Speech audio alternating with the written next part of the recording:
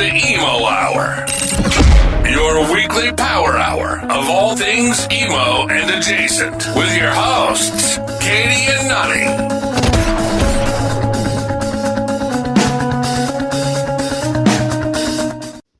Hello and welcome to the Emo Hour. I'm your host, Nani, with my good friend, Katie. Hi, Katie. Hi. How's your view?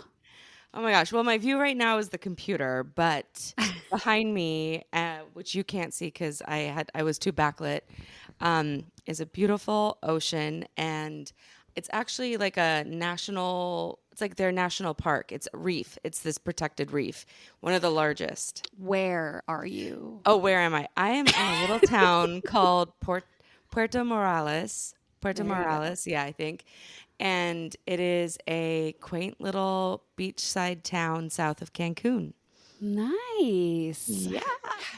Well, I've got a good view too because you're wearing a swimsuit. Stop hitting on me. This is weird. Oh my gosh, it's the season of love. It's the season of love. How was your time in? Oh, go ahead. I said, and my swimsuit is red. It is. How has your time in Mexico been? It has been so much fun. I was completely taken back by Mexico City. I did not have any expectations. I thought that it was, I don't know what I thought. I thought it was maybe just going to be a city and it was going to be cool, but it was just going to be massive and like too much to even handle. And boy, was I wrong. Like I knew that the food scene and the drink scene there was something to be like, it's celebrated, I guess would be the word, but it blew my mind. Like actually blew my mind. We went to the number one bar in the world called According to who? That's my question. Oh yeah. So there's the top 50 restaurants and the top 50 bars. It's a list. But the top 50 bars, I think it's like 7,000. It's either 7,000 or 13,000. Regardless, it's a very large number, and it's this governing body, and they've been around forever, and it's people in the industry recognizing places who are doing like very unique, cool things. And this list has been around forever. I've followed it for a long time. I've been to a couple other bars on the top 50 list. We hit a couple of them in Mexico City, but obviously the one that I need to call out is the number one bar, and it was wild. You would have loved it. It was like just think like gastronomy at its finest, but in drinks. So all of the drinks for the most part were clear. Like they were totally clarified. They'd pulled all of the things out, but you might taste like matcha and pepper and pineapple and all these flavors. It was just the craziest experience. It was so cool. What's the name of it? Did you already say? Oh, I don't know if I did. It's called Handshake. Handshake. Okay. Yeah, and we had to make reservations. There was a huge line to get in, and they do seating, so it's like hour and a half long seating. So we were there for an hour and a half, and I think we each drank 4 cocktails.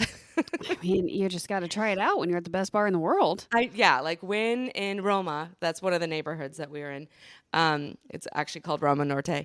When in Roma, it literally, like, you're at the number one bar, you have to. Like, what else are you going to do? Right. Well, that sounds amazing. I mean, the pictures that I've seen of that place, Handshake Bar specifically, and just your other pictures of Mexico City looked amazing. Yeah, and it like is. I told you, looks full of culture. So much culture. It's, you guys, I can't say enough about Mexico City. It is incredible. I cannot wait to go back. Like it's truly such an amazing city. The only drawback that I felt was the pollution. And there's just a lot of pollution, but it's pretty cool because all the streets are lined with trees. Even the pillars on the interstate that they have there, they have like these hanging vertical green walls to kind of help offset the carbon. Okay. But it's very polluted. That's the only thing. But dang. I think it's kind of famously known as one of the most polluted cities in the world. Is it? Yeah, I didn't know that. Yeah. That tracks because it was very polluted. Even as we were taking off to come to the beach, we were taking this video out the window, and as we were rising, you could literally see the layer just like dissipating of pollution. It was pretty crazy.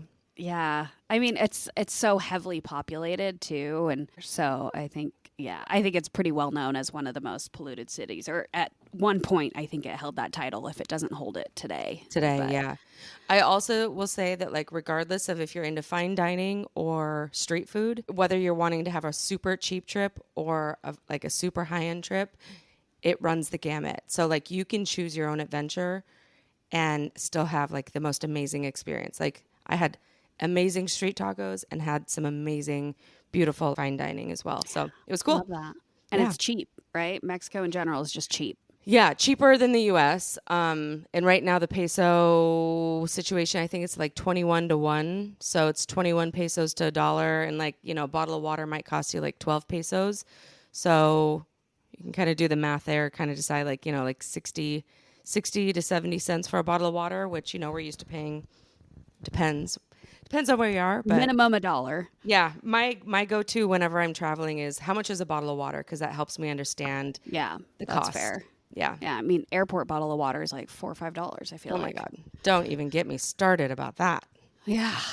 Well, good. I'm glad you've been having a good time, and now you're at the beach for a few days, and then off to Vegas, right? Nope, I'm coming back to you, which When are you going to Vegas then? I'm so confused. my next one. So I come back for Winterfest. So I'll be back in a couple of days. Okay, that Speaking makes of, though, I do need to know selfishly, and sorry for the listeners, but is it like negative degrees there right now? Yeah, it was -4 when I checked this morning. Oh But it God. is supposed to warm up. Like today, I think is the coldest day. -3 right now.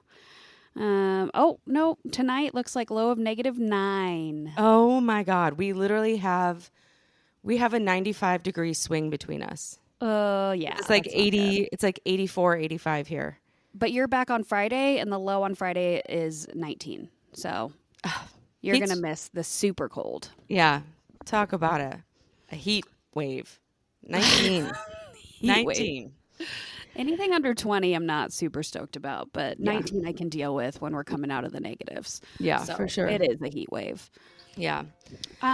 Well, what's making you emo? Would you like to start? Yeah, I will.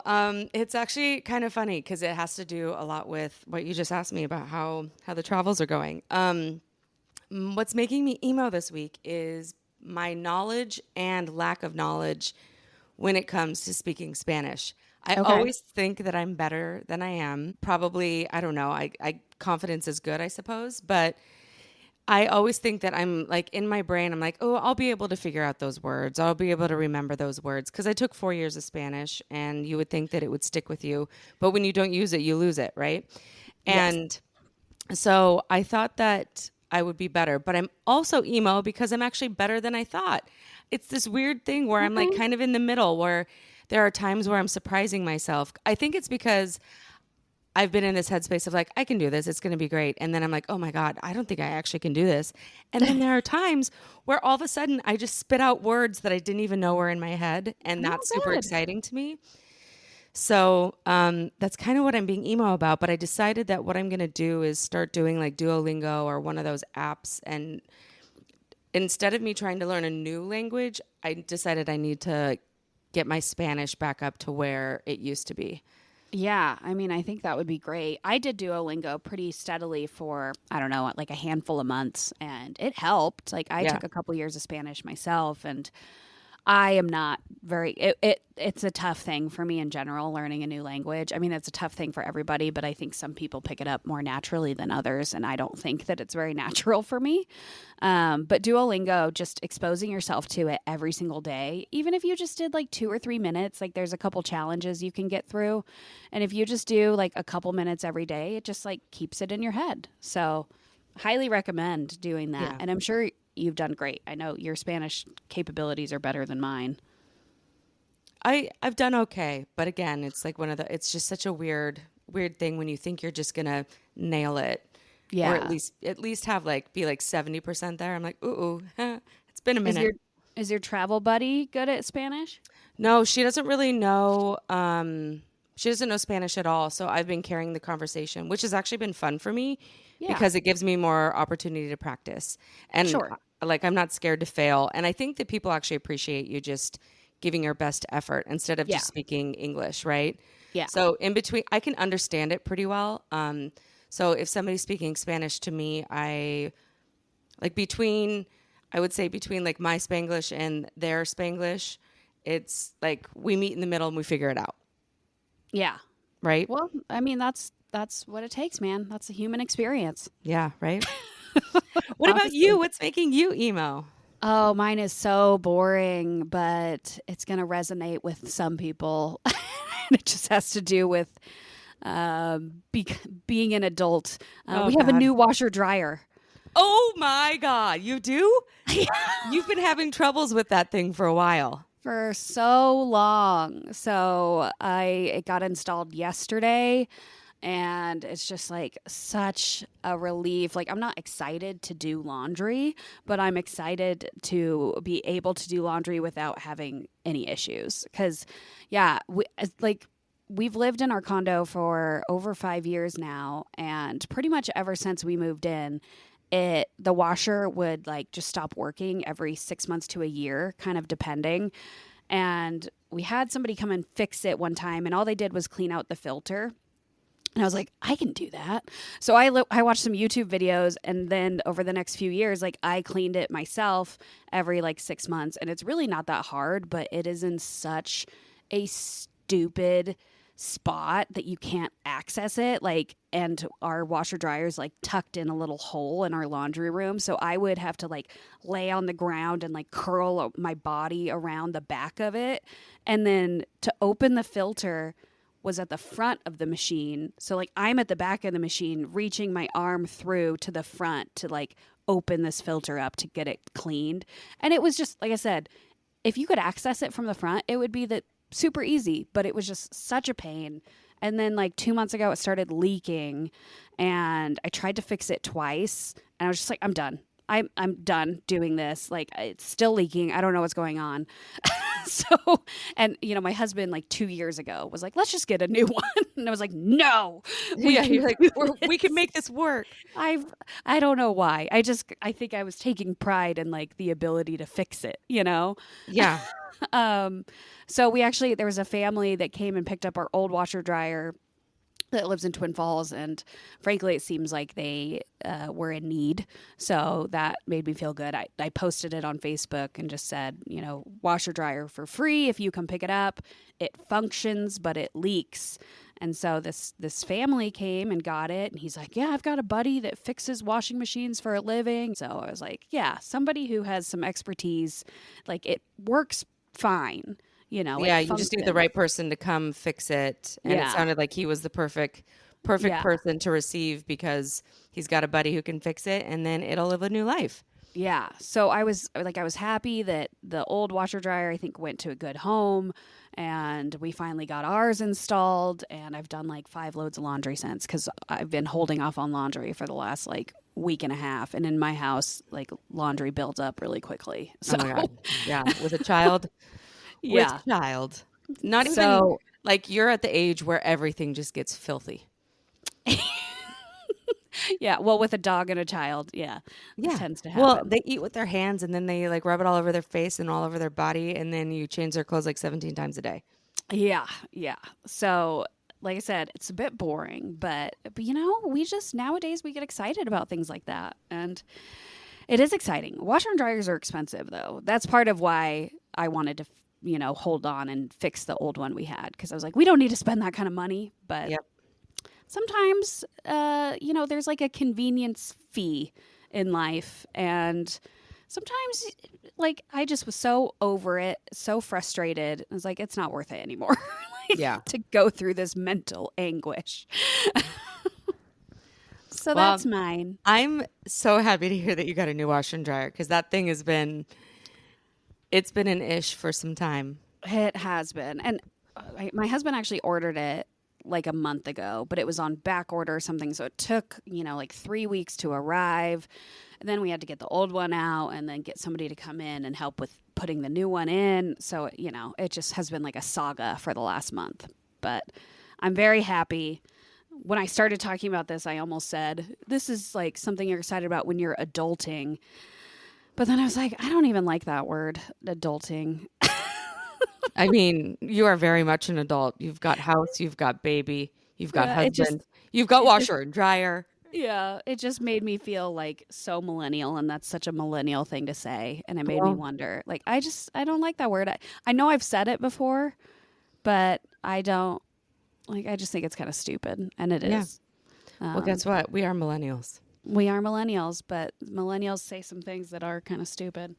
Anyway, that was a weird sidebar. Um, well, should we get into our topic of the day? Yeah, well, the topic of the day is the Super Sure Bowl. is. But first, did we want to touch on? There's still some Justin Baldoni, Blake Lively stuff going on, and it is just expanding. And every day there's news about it, and now there's theories that Ryan Reynolds is behind the whole thing, or maybe it's more than a theory. I don't know. I guess that you bring up a good point because I forget the last thing that we talked about on here because we've talked about so many different things just between you and I in our friendship that I don't know if we've actually put it on the podcast. Because No, it's been a while, I think, since we talked about it. It's been a yeah, few weeks. yeah, I guess there are there's so many things, but the reason why it was kind of top of mind for us, I suppose, is because Taylor Swift showed up to the Super Bowl without Blake Lively, who's one of her besties. And the last time that Taylor Swift was at the Super Bowl, it was Ice Spice, it was Blake Lively and her. And this time it was Ice Spice and No Taylor Blake Swift, Lively. but no Blake Lively. The girls from Haim were there, the band Haim. But yeah, it was like noticeably a thing. And I think, like you said, a lot of people are thinking that it is actually Ryan Reynolds who is behind a lot of this. And it's getting messy, y'all. Like there is a lot of stuff going on. How long do you think this is going to drag out? Oh, I mean, 6 months to a year minimum, I'd say. And I wonder if they're just sticking their feet in the ground. It's like, okay, well, we'll ride this out. Like, we're going to ride this out. Yeah. Oh, I did send you, it was maybe a week or so ago, Ryan Reynolds did like a weird paparazzi appearance. Yes. And it's so weird. Go look that up if you haven't seen it yet. It is. And people are making fun of it because it looks like school crafts. Like, everything has the same tape. Like, it's just noticeably staged. Well, everyone around him somehow has like Deadpool posters and whatever, like books or whatever for him to sign. It's like, Yeah. what? And then yesterday, looks very like grade school. it was very weird. And it like so staged. Like it just was so staged. It was bonkers. And then yesterday it looks like they're probably filming Welcome to Wrexham, which I love that show. I'm not gonna lie, I love it. It's the one with Rob McElhenney and him, and they bought the soccer team in Wrexham. I've seen a bit. It's super cute. I really like it. They also got the female team in Wrexham, and so they highlight both, which is cool. But Channing Tatum, made famous by Magic Mike, was out there doing. It looks like he probably was doing an episode for Welcome to Wrexham, but he posted a picture of him and Ryan Reynolds and was like, "What they're doing for the town is amazing." And I'm like, "Did he pay you for that? Did he pay you to say that, or are you like one of his besties?" I don't know. It's just interesting because I think everybody's reading into every single thing that involves either of them at this point. Oh, sure. Yeah. Because she's messy. She's a messy situation. Yeah, definitely. Well, we'll see. More and more news is going to come out, I'm sure. Yeah. But yeah, speaking of Super Bowl, so you mentioned T Swift. I think she was only shown on screen twice. She got booed. She got booed, which is just, I mean, even if you're not a fan, like that's not okay. It's not. Like, no. We already So live in such a disappointing. divided and divisive world that like we don't need to be booing people publicly. Like that's just not cool. Yeah. Well, and also like for what, right? Like, Yeah, just and I because get she she's has attention attached. on her. Yeah, she's attached to a team, and I get that like fans will boo another team, but like she's not a team; she's a human. Yeah. Yeah, like booing a single human versus a team is very, very different. Well, she's not on the team. No, she's just dating somebody on there. P.S. Did you see Travis Kelce's outfit, pre and post game outfit? I did. I did not really like it, but that's okay. It was like straight out of the 70s and or 80s. Like early 80s, I guess, but like 70s. Yeah. And then his post-show outfit, somebody was kind of trolling him on TikTok, being like, "Ooh, you should have had a different post-show outfit that was less flashy. You were definitely planning on winning." Because it was like the same kind of vibe, but it was like a sparkly sequin top. It could have been. It looked like it was maybe from the same set of clothing, but Okay. like slightly altered, slightly different. It was, Yeah. it was definitely like a celebratory party outfit. Right. Yeah. I mean, the game did not go how I expected it to go. And that's coming from somebody who does not really pay attention, does not really care, is not a fan of either team. But it was, I mean, I kind of thought the Chiefs were going to win. I at least thought it'd be a closer game than it was. Yeah. I was wishing that it would have been like, quote unquote, a better game, but I still enjoyed it. It was fun. It was weird watching it in Mexico. Because we had some different experiences that people in the States didn't have with like ads and different things like that. But it was cool because we were actually in a bar with like a bunch of expats and or tourists maybe. It kind of feels like an expat community down here though. And a lot of Canadians too. And just kind of a different experience watching the game. Yeah. Well, any comments about the game itself?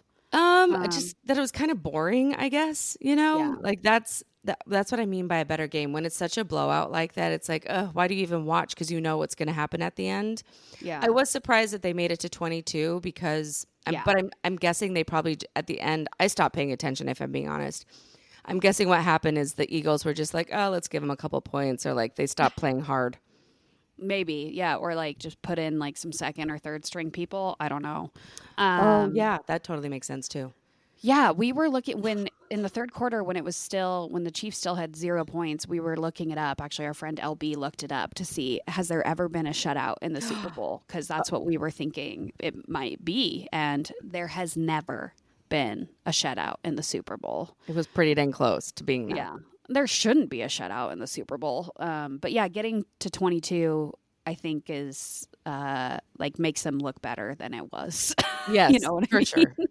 And Patrick Mahomes, he made a post on Twitter saying, that I let you down. We'll be back next year. Sorry, but boy, was it a shitty game for him to play, like his worst game that he's probably ever played. There were some statistics around it, but. Same with Travis Kelce too. I think in the first half he had like 0 receptions, and that's like never something that he's done before. I don't know. You and I are not really the biggest sports fans. We shouldn't really be talking about this too much. Sports. No, I think that actually we're kind of relatable in the sense that I think there's a lot of women who are in a similar boat to us, that like we know sports, but we don't really know sports. And the Super Bowl is follow it. That's for sure. Yeah. I tell everybody I prefer to play sports rather than watch sports. I think that's a really cool thing. A very cool thing. There was one other thing that I was wanting to say about Travis. Oh, so the one thing that I thought was so funny is there's this kind of meme situation going around the internet that it's like, if you remember last year, Travis Kelce yelled at his coach, and there was this big thing around it. Anyways, they took that photo, or like a photo of that, and underneath it said, we were supposed to win. I was supposed to propose tonight. Oh, I saw that too. Because she was wearing white. And there's a lot of. I didn't make that connection that she was wearing white. I didn't really think that a proposal was going to happen personally. No matter how the game went, I didn't really think that was going to happen. Like they have been together a long time though. Well, it's been over a year. She was there last year. But a proposal like in that world, I don't know. That just feels like too much. Yeah. Yeah. Oh, I agree. Totally. But the most important part of Super Bowl, in my opinion, is the halftime show. Exactly. I watched the Super Bowl for the commercials and the halftime show, which is what we're really talking about here today. Yes. So it was Kendrick Lamar and SZA with some special guests like Serena Williams. And Mustard. Don't forget about Mustard. Mustard on the beat. I didn't know who that was, but yes. Yeah, big producer. He's epic, and I love that he wears his signature color. It's like a mustard yellow. Yeah. So what do you think of the performance? Oh, and Samuel L. Jackson. We shouldn't forget about him. Can't forget Sam Jackson. I thought that it was culturally very important, and an epic performance in my opinion. I absolutely loved it. The thing is that rap is not for everyone. I am not the biggest rap fan. There is something to be said about having like melodies and sing-alongs that like everybody knows in the Super Bowl, but that was an epic performance, and I don't know that any other rapper could have done anything like that. He was the right choice in my opinion. And I mean, the other thing that's really cool that I was thinking about is that a lot of the artists who have been on Super Bowl or like the headliner of Super Bowl, they've had these big catalogs, these big legacy catalogs, or at least catalogs that go back further than, you know, a handful of years. Mm-hmm. And I guess I can't speak to it exactly in every single scenario, but like I think about different artists who they had more special guests, and he was such a new and very current. I mean, like he swept the Grammys. Yeah. He's obviously did Super Bowl, but it was very current. Like you couldn't go back 20 years and find a bunch of stuff from him. Like people know him from the last five-ish years, maybe longer than 5 years. But like, I feel like he really like hit it hard, like really made it mainstream in the last 5-ish years. Yeah, I think 2017, I was reading a little bit about him. I think 2017 is when a lot of people think is kind of the beginning of his success. But yeah, I would definitely say the last 5 years is when I've become aware of him. But I really enjoyed it as well. I'm not a rap fan. I only know like a few of Kendrick's more popular songs. But I just thought it was a really cool performance. And I also, of course, we have to talk about the digs at Drake. Oh my God. I have been like very vaguely familiar that those two have a beef, but I like didn't know anything about it. And I've learned a lot more about it in the last couple of days. But mostly what I've learned is like how many digs at Drake that were taken during the show. My favorite is that photo of him with like his leg. He's like in a side position with his legs apart, and he's smiling because he literally just said, "Say Drake." Yeah, I've watched that part of the performance, like clips of it, so many times because it's just so well done. Like if you remember, everything leading up to that, he's not really looking at the camera. He's just kind of like doing his slow walk around and, you know, hitting these different movements with all the dancers. And so that clip is like tracking him walking sideways, and he's not looking at the camera at all. And then right when that lyric starts, he like immediately turns and he knew what he was doing. Yeah. And he was wearing that necklace that was a lowercase a for the reference in his song, A minor. And I was like, ooh, okay. And just the fact that he performed that song, I think, was a surprise to a lot of people because Drake apparently filed a lawsuit against him back in like November or December for defamation based on that song. And Kendrick says certified pedophile in that song. He took that word out, I think, for the performance. I was going to say, during the performance, he did not say pedophile. It just was kind of like a noise. He said like certified, ooh, or something. I don't know. But yeah, this Say Drake looking right into the camera with a smile. Like, yeah, that's killer. And then Serena Williams, I was like, why is she here? I don't know what's going on. But apparently she and Drake used to be connected. And Drake has, I guess, like rapped about Serena and Serena's husband in various songs and made like digs at her. And she looked great. Oh my God. Like what? I think the word is actually goddess. Like she looked otherworldly. That woman is just beautiful. Yeah. Her hair was like big and curly, and her outfit. The tennis skirt was like so cute. I love that she was wearing a tennis skirt.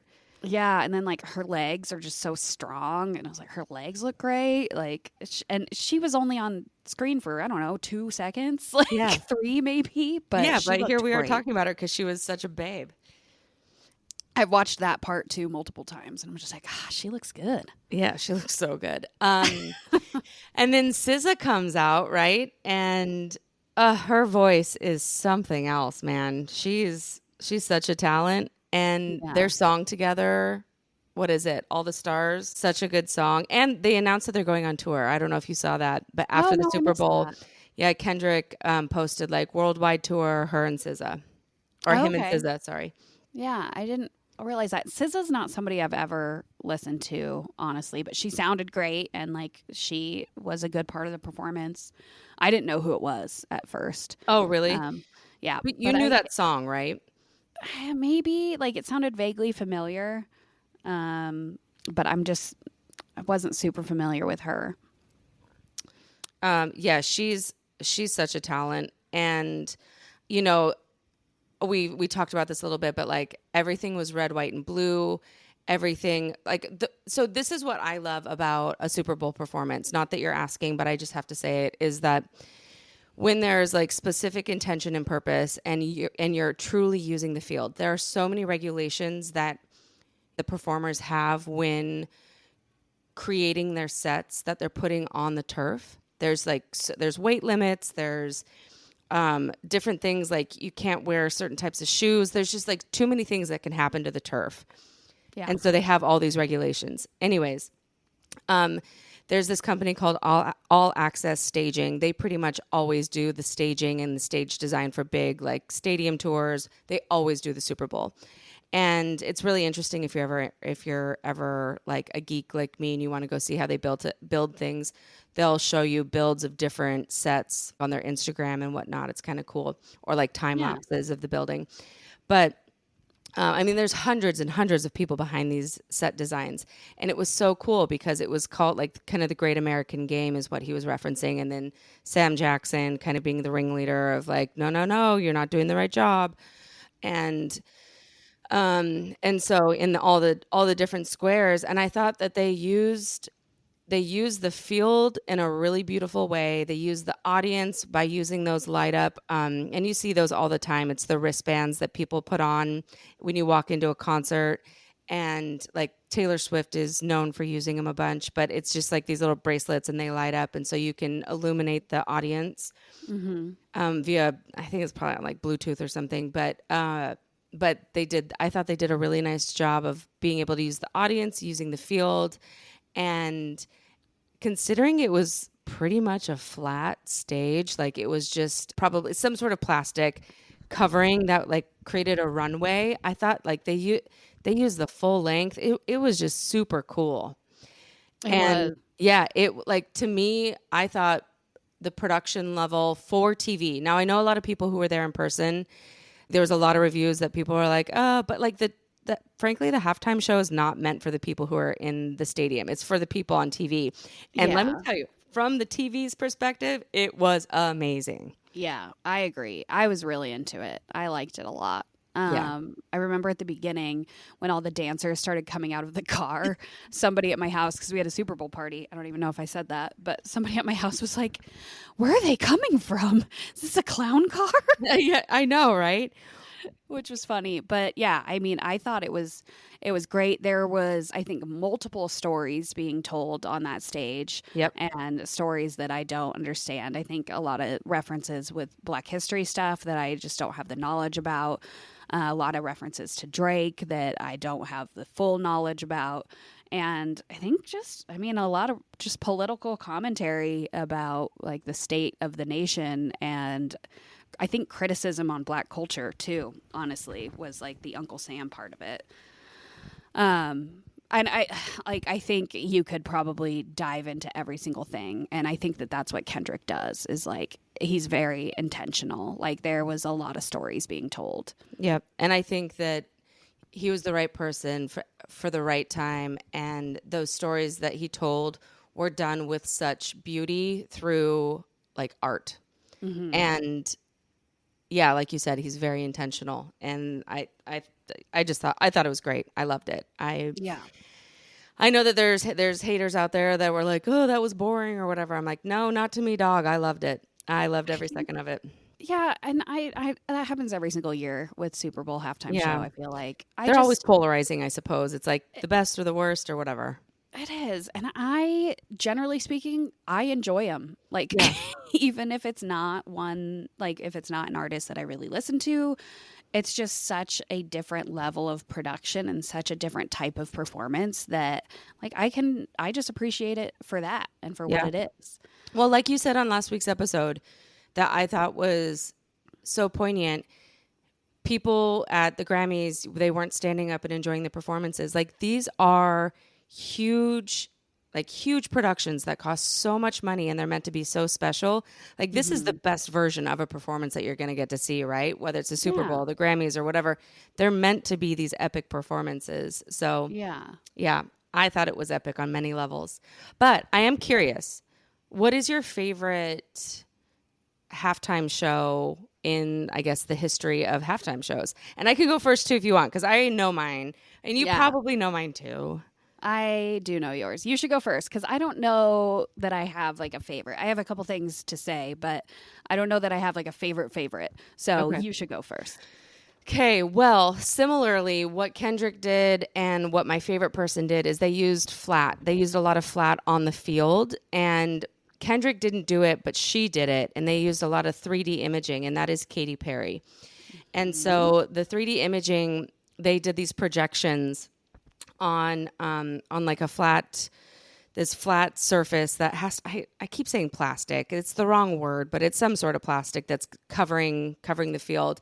And I think, really, I think that Kendrick actually did this, and for lack of words, but like the swagger that he carried with him, like when he was walking down that runway and he was just kind of like walking with a little skip to his cadence and his walk and his movement.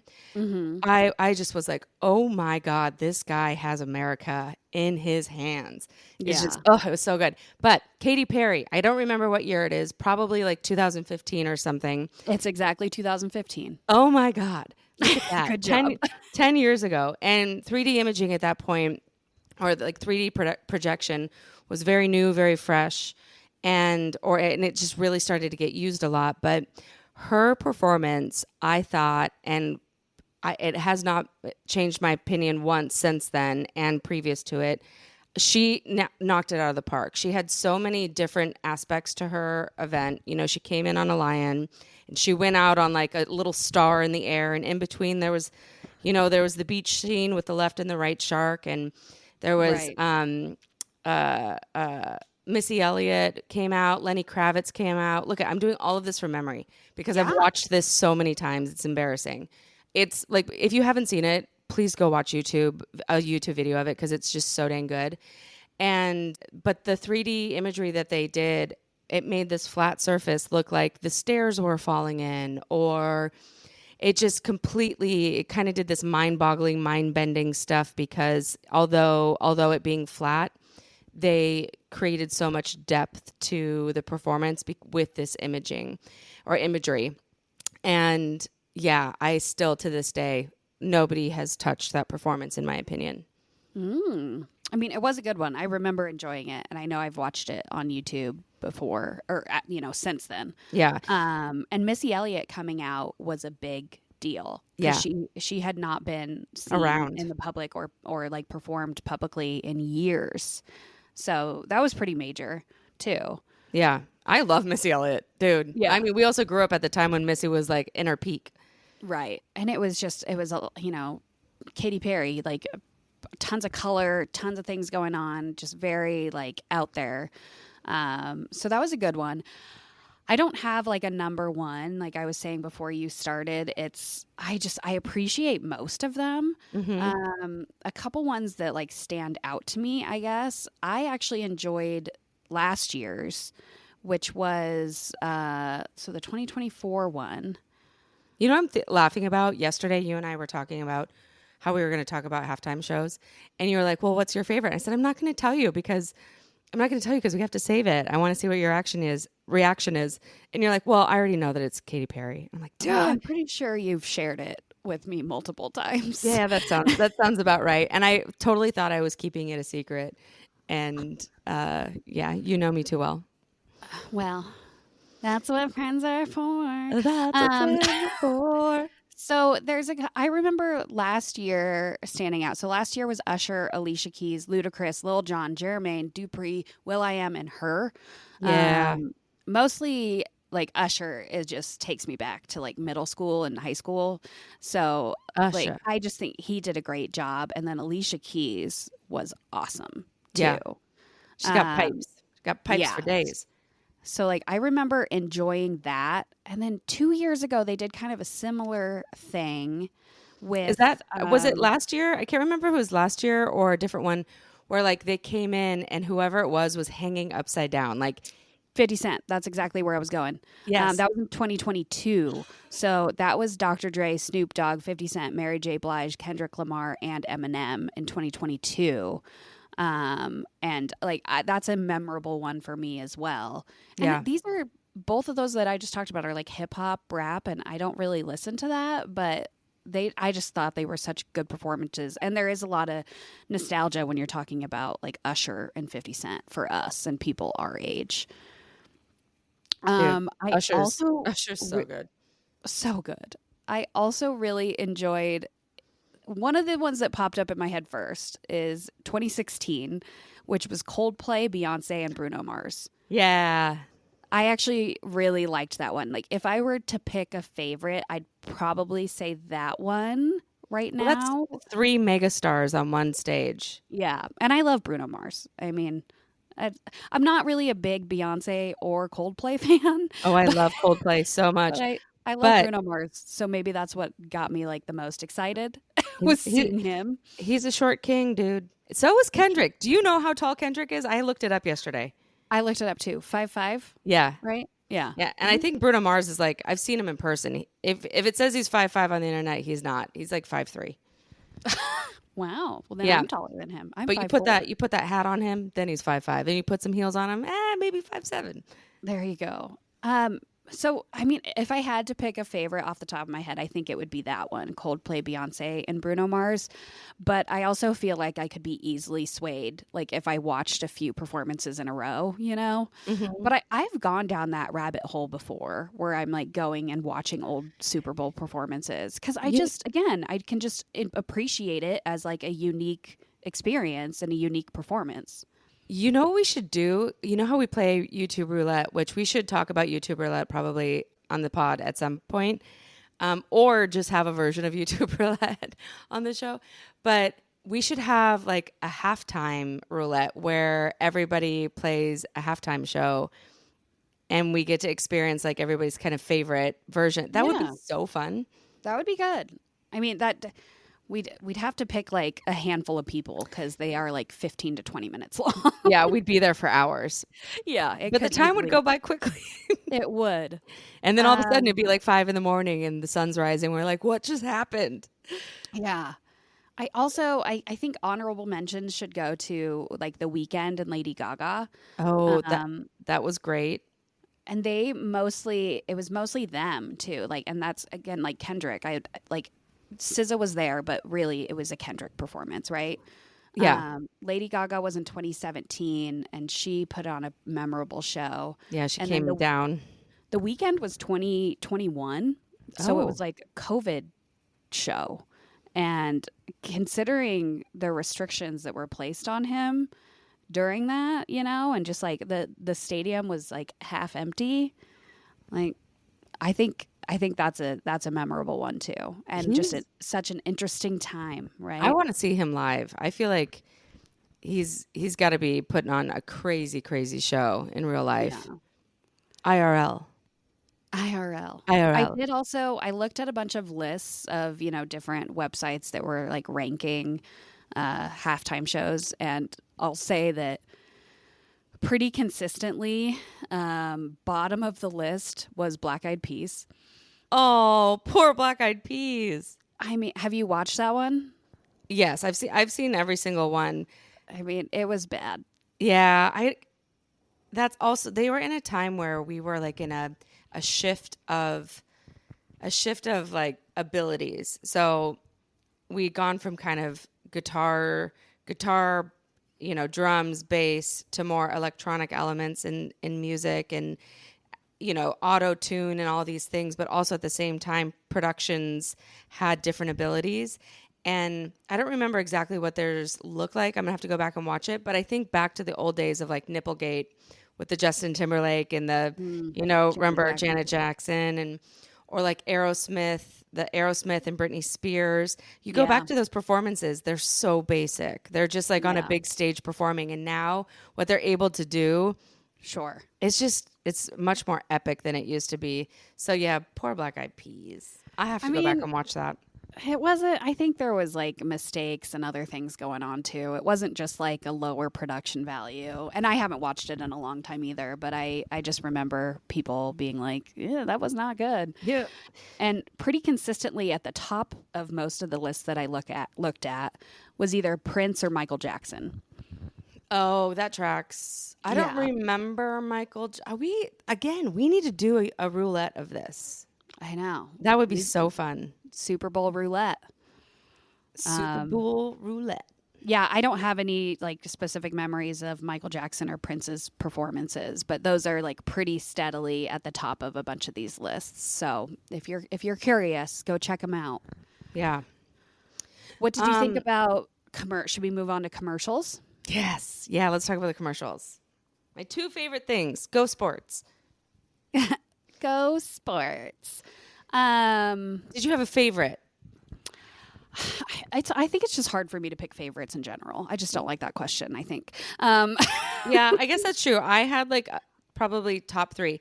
And to be fair, I don't know that because, again, Mexico, we got the commercials, but we were in a really loud environment. So I wasn't able to like see all of them as closely as another. But I do kind of have like a top 3. I think I have top 2. Ooh, okay. So why don't you start with one? The one with it was for Ram Trucks, and it was Glenn Powell, and he was in a long wig, and I think I am probably the person that they were marketing to, because part of the reason why it was my favorite is he's just freaking hot. He's hot and he was in a long wig, and I just was like, what is happening? What is this ad? And then he's just he makes fun of himself. Yeah. He's not serious. And the commercial was just outrageous and kind of dumb, and they're selling Ram trucks. I just loved it. Yeah. I liked and that I love one. him. Yeah. I liked that one. My favorite part of that one was when it like cuts to, he's doing this like action shot and he's like, but then it like cuts to him reading it as a story to some like children, and then they're like, that's not in the story, and he says, it's my story. It's my story. Like, that was really funny. I thought that was good. Yeah. I guess I think I do have a top 3. So one of the ones that I really liked, which I think these first 2 that I'm going to tell you show that I just like weird stuff. Because I wrote the Mountain Dew Baja Blast commercial where it was Seal like kissed from a rose with like Seal the artist his face superimposed on a seal. It was just so weird, and I was just like, hell yeah. I'm gonna go back and watch that one. Okay, that's awesome. I mean, it's also Seal, like, and what an epic song. Yeah, I was just like, I love how weird this is. And I read some comment on that when I was watching it on YouTube, because I rewatched some of them last night. And I read some comment where somebody's like, this reminds me of like back in the 2000s where with advertising, it was just like anything goes. And that's what it felt like. It was just bizarre and weird, but funny, and like made me actually laugh out loud. So that was for Mountain Dew Baja Blast. Get after Mountain Dew. Yeah. What was your next one? Next one would be the Stella Artois ad that had David Beckham and Matt Damon in it, and they were long lost twins. That was weird. It was so weird.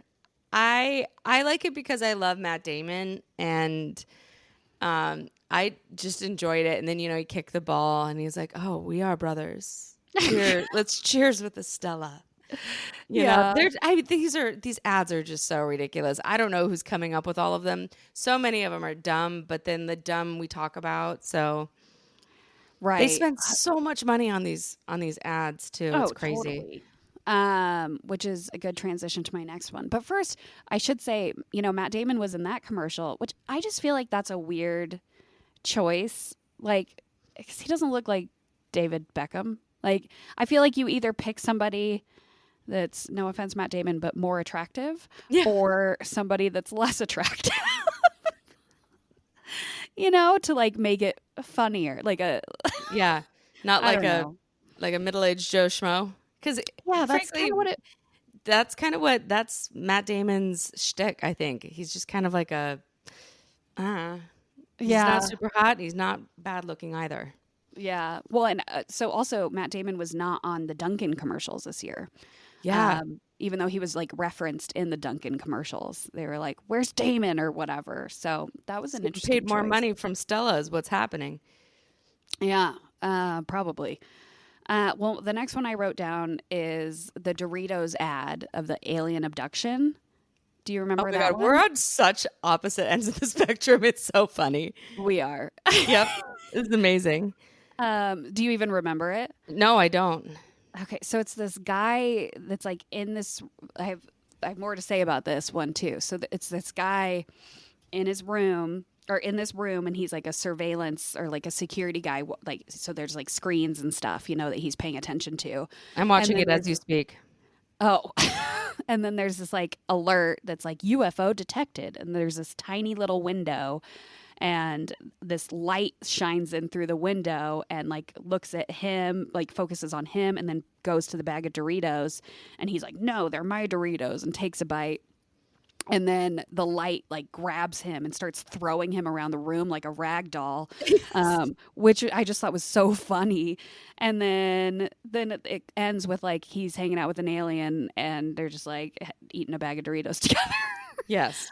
But what's really cool, and I didn't know this about this commercial, is that that's a contest winner. So Doritos did a contest, and the winner won $1 million and like got to be. It was their ad in the Super Bowl. So this is some creator You that's just gave me originally chills. yeah, that's originally from Ohio. I think like Cleveland area. I don't know. I read an article about that last night too. He moved to LA, I think, a few years ago because he wants to be like a movie producer. Right. And that is this was his ad. Well, he and a partner made it, and like that's the one that was selected, and they won $1 million, which is, you said, like, how much money do they spend on these commercials? And it made me wonder, is $1 million less than what they way would have spent less. to make it Oh. themselves? Yeah. Yeah, like the winner's got $1 million. That's still cheaper than like hiring a celebrity to be in the commercial. So like Doritos still made out, but they also did the right thing because $1 million to those contest winners is life-changing money. Yeah. But like $1 million to Matt Damon, he probably got more. I would guess he got more than $1 million. Yeah, probably. For such a for Super Bowl ad. But I was watching that on YouTube last night because frankly I just needed to rewatch a bunch of them, and I was just like, I like this. Like I think this is great, and I started reading the comments, and people were like, "I'm so glad I voted for you. I'm so glad I voted for you." And I was like, That's so cool. What is this about? So then I like dug a little deeper and found out that's just like a creator guy that is now living in LA, and I'm like, that is so awesome. That is so cool. I just have to say one thing. Doritos in Mexico, same with Cheetos, as we learned, Yeah, way better. yeah. Like exponentially better. Less chemicals, probably. Yeah. And a little more spice, I think. Yeah, definitely. But yeah, that's a great commercial. So you just watched it. I don't know if you were into it. I mean, I watched it on silent as you were giving me the play-by-play, and you did a really beautiful job of giving me a play-by-play as I was watching it. Oh, good. So good on you. Well, there's this one that I didn't actually watch that I kind of want to see if it takes the cake because I love Catherine O'Hara and Michelob Ultra. I don't know what that one is, but the other one that I was going to call out that I loved was the remake of When Harry Met Sally for Hellmann's, the Hellmann's, aka Best Foods, same. Mayonnaise. I loved that. I thought it was super cute. I also loved that they were using people that weren't like in their prime, in the limelight. Like so many commercials use people that are like hot right now, kind of like the Glenn Powell with Ram Trucks. I thought this was cool. It was like two actors in like their late 60s, maybe 70s.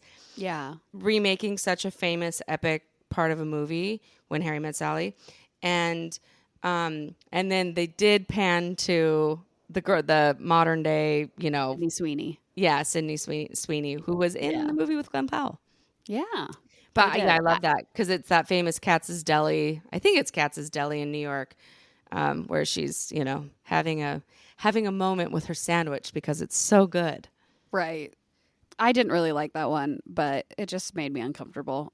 Yeah. Yeah, I kind of love it, but like you go get it, Meg Ryan. She's a Yeah. goat. I She love looks her. great. Yeah. She I looks mean, great. it's such an iconic, remake for sure. Did And you go when she came to the film festival in Sun Valley? Did you go when she was one of the honorees? no, I That did was not. cool. Seeing her in real life and seeing her talk, she is an eloquent woman. Yeah, she is. What was your other one? That Catherine O'Hara one that you mentioned with Michelob Ultra, that was good. I wrote that down as a possible one. And I can't remember the name of the guy that was with her on that. Willem But Dafoe. yes, thank you.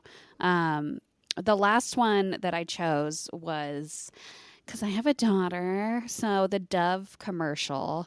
Ooh. It's this little girl. I think it said it was this just a 3-year-old girl, and it's just her legs, and she's running down a sidewalk, and it just like is her legs for several seconds, and then it kind of like slowly pans out.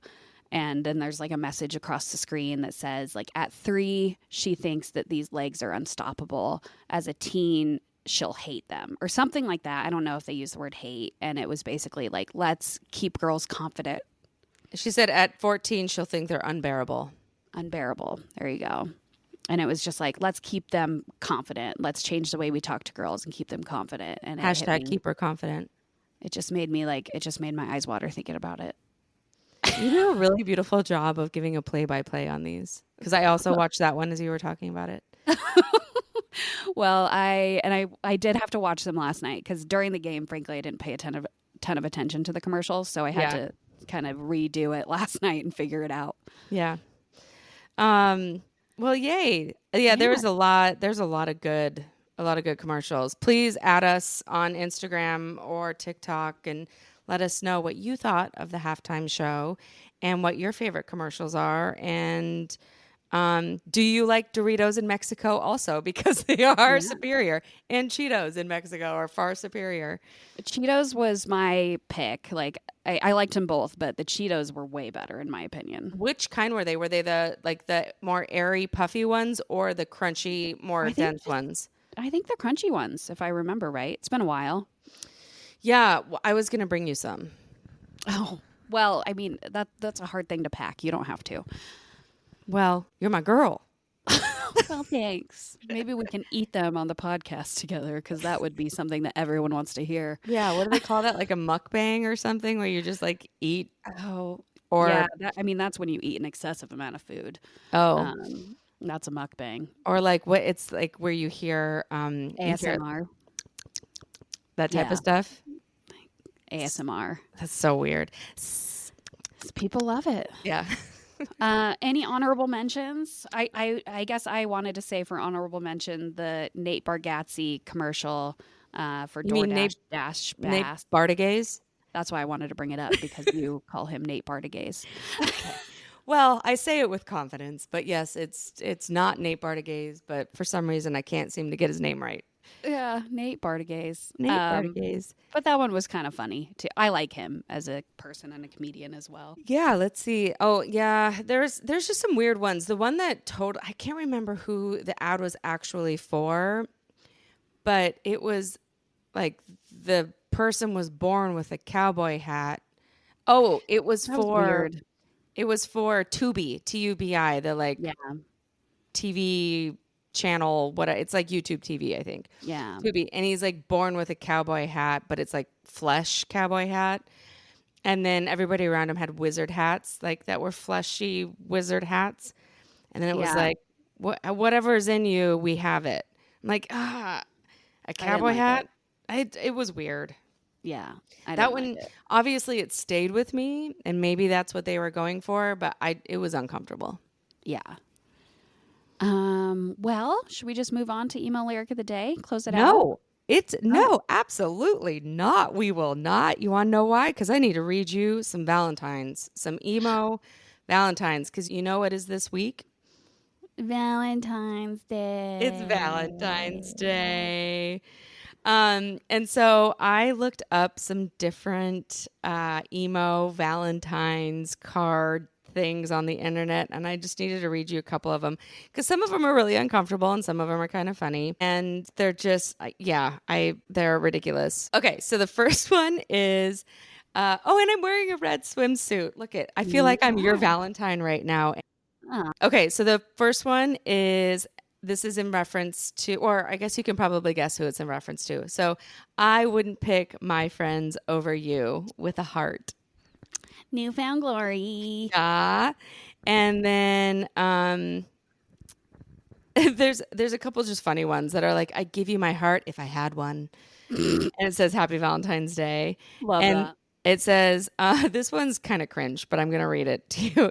Roses are red, violets are blue, sugar, I want to go down on you. Ooh, okay. Fall Out Boy reference. Fall Out Boy reference for sure, but like little cringe. Yeah. That's a lot. That's a lot to put on a card.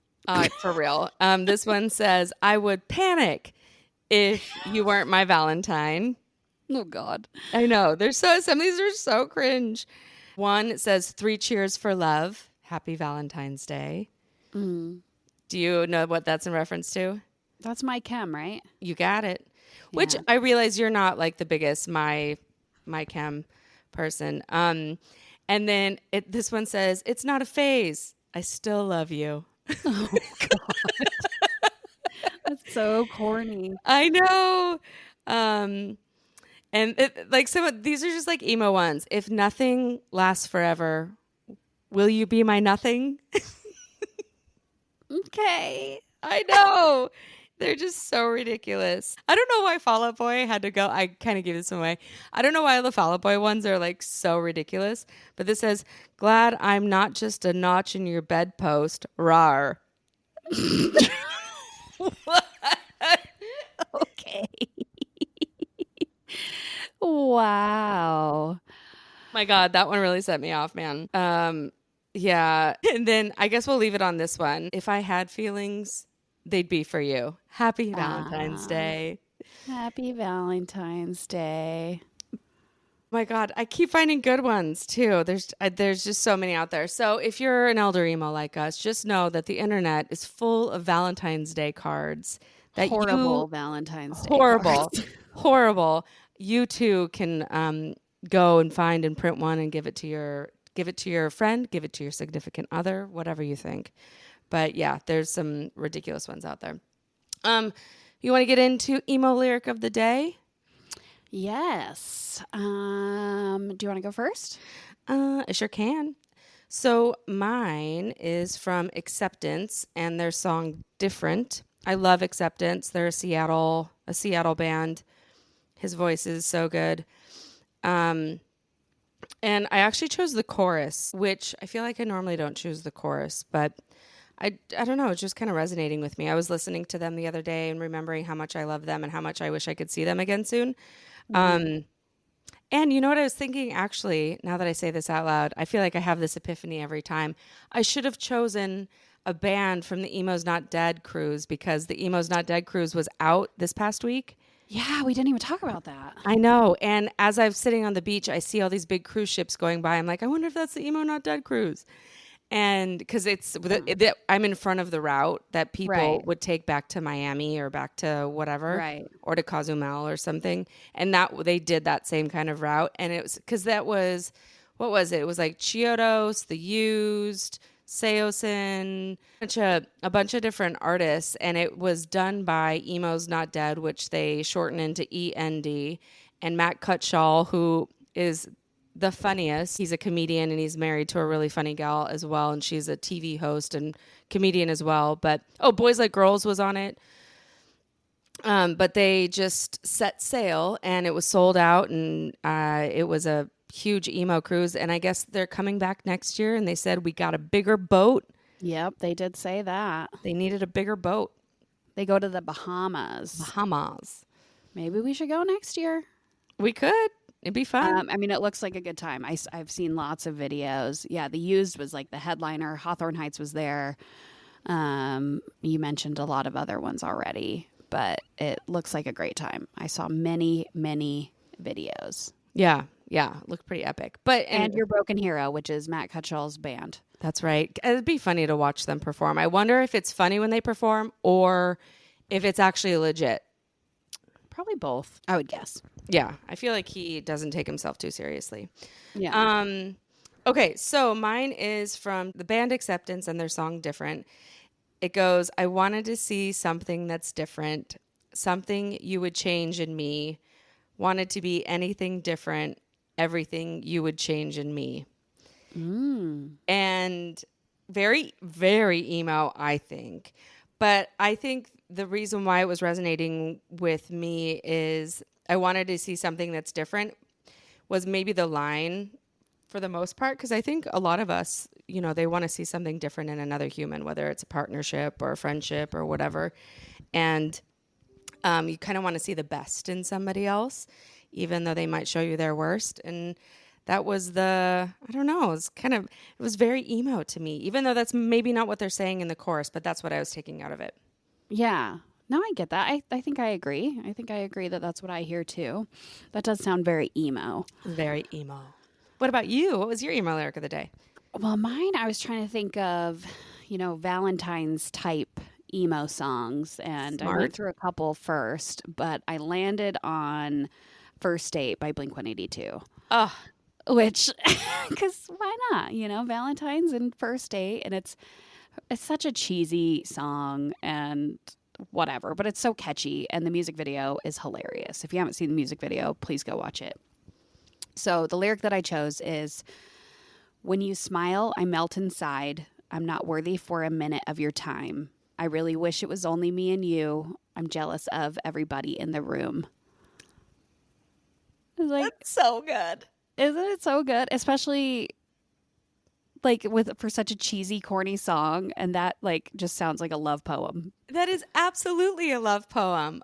Happy Valentine's Day to that. That's the best Valentine's emo lyric that you could ask for. Oh, I'm sure there's other ones out there, but that's what I landed on. I was like, I think this is perfect. That's what people should be putting on their dang Valentine's cards, not like the weird Fall Out Boy ones that I read you earlier. Yeah, those are weird. You absolutely win emo lyric of the day. That is so good and so perfect for this week. Can you read it one more time? Thanks.